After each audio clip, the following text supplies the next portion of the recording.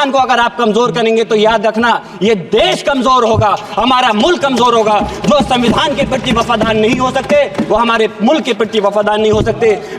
मैं आज यहाँ मजलूमों की आवाज बनकर खड़ा हूँ, उन करोड़ों भारतीय मुसलमान और अल्पसंख्यकों की जद्दोजहद और हक की बात करना चाहता हूँ जो इस देश का अटूट हिस्सा हैं। मेरे अल्फाज बंटवारे के नहीं बल्कि इत्तेहाद के हैं। मेरे अल्फाज मायूसी के नहीं बल्कि एक उम्मीद के हैं, ऐसी उम्मीद जो कि हमारे इस देश को जोड़ना चाहती है। हमारे संविधान को बनाने के लिए हमारे बाबा भीमराव अंबेडकर साहब, मौलाना अबुल कलाम आजाद साहब, डॉक्टर जाकिर हुसैन साहब ने मिलकर के इस संविधान को बहुत मेहनत के साथ बनाया था। ये सिर्फ किताब की शक्ल में देने के लिए नहीं है।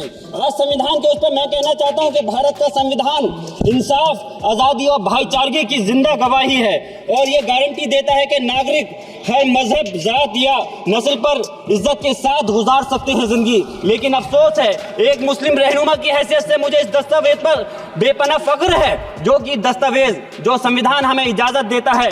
आर्टिकल 15 के मुताबिक किसी भी नागरिक को मजहब, जात, लिंग, नस्ल या जन्म के स्थान पर भेदभाव नहीं किया जाएगा।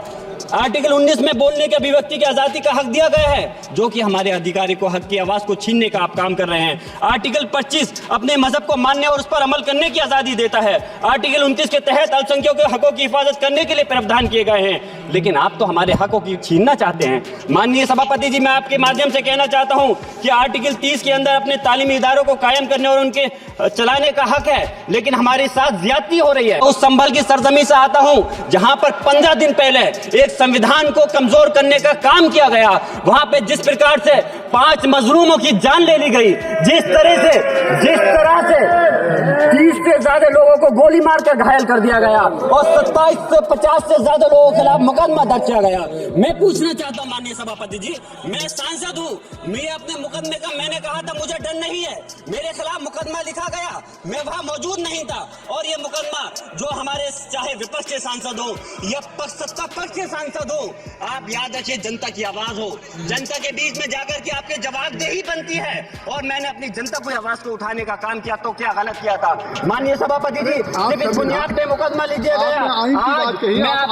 आज मैं आपको बताना पॉइंट पे बोल रहा हूँ, संविधान पर ही बोल रहा हूँ माननीय सभापति जी। आज मैं चाहता हूँ उन लोगों को इंसाफ मिलना चाहिए जो जिन्होंने ज्यादती की है, उनको सजा मिलनी चाहिए। और आज एक इमाम को सिर्फ इसलिए गिरफ्तार कर लिया गया संभल के अंदर कि सिर्फ उन्होंने अजान लाउड स्पीकर से दे दी थी। अफसोस है कि आज हमारे साथ ऐसी ज्यादती हो रही है। माननीय अध्यक्ष जी, हमारा संविधान किसानों को मजबूती की बात करता है जो इस देश की रीढ़ की हड्डी है।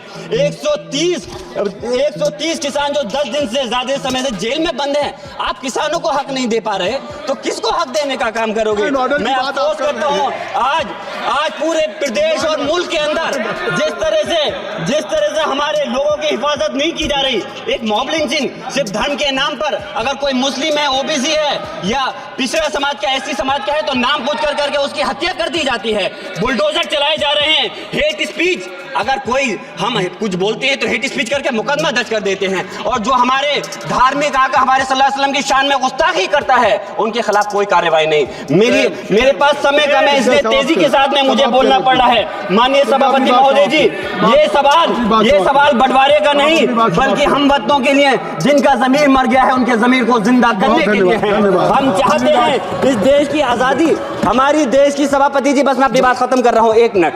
हमारी देश की आजादी के लिए मैं ये कोई बंटवारे की बात नहीं कर रहा, लेकिन हमारे मुस्लिम और हिंदू समाज सब लोगों ने मिलकर के इस देश को आजाद कराने का काम किया था। आज उनके साथ ज्यादती क्यों की जा रही है? हम लोग अपने इस मुल्क के अंदर मजबूरी से नहीं रुके बल्कि हम जो है अपनी मर्जी से रुके थे। हमारी मुल्क को आजाद कराने में हजारों लाखों मुसलमानों ने शहीद हुए थे। माननीय सभापति जी, कंक्लूड कर रहा हूँ, राजकुमार से बोला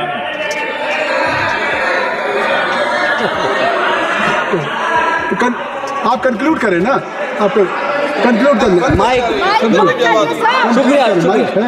शुक्रिया माननीय सभापति जी। मैं एक मुस्लिम और अल्पसंख्यक रहनुमा के तौर पर मैं अपनी बिरादरी के लिए खास हक के मुताबिक नहीं करता। मैं सिर्फ ये चाहता हूँ कि आईना के बाद संविधान के मुताबिक हर नागरिक के लिए जो वादा किया गया उसे पूरा हो, हुकूमत से कमजोर की हिफाजत को यकीनी बनाए और नफरत फैलाने वालों को सजा दे।